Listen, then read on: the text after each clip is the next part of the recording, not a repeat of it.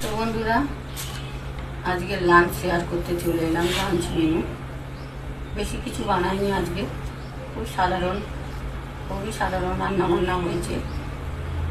চলুন সেটাই শেয়ার করি, রোজই তো শেয়ার করি আপনাদের সাথে।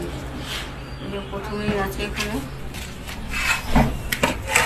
আনতে গরম গরম একদম ধোঁয়া ওঠা ভাত, আর ওই যে ওইদিকে মা আলু সেদ্ধ করেছি, আলু সেদ্ধ চটকাচ্ছে এই যে শুকনো লঙ্কা দিয়ে আর সর্ষের তেল দিয়ে আর নুন দিয়ে মাখা হবে। এখানে করেছি মসুর ডাল সেদ্ধ, এটাও নুন তেল আর ওই শুকনো লঙ্কা দিয়ে মাখা হবে। আর এই কালকের একটু তরকারি আছে চিংড়ি মাছের, আর এই যে একটু শাক ভাজা। আজকে এই রান্না বান্না ছিল বন্ধুরা, বেশি কিছু করিনি, খুবই সাধারণ রান্না বান্না ছিল আজকে লাঞ্চ মেনুতে, বুঝতে পেরেছি। তো আপনাদের যাদের যাদের খাওয়া হয়ে গেছে খুবই ভালো কথা, তারা করে নিন, আমরাও এবার খাবো। এইগুলো গরম গরমই খেতে হয়, ঠান্ডা হয়ে গেলে আর ভালো লাগে না, বুঝতে পেরেছেন।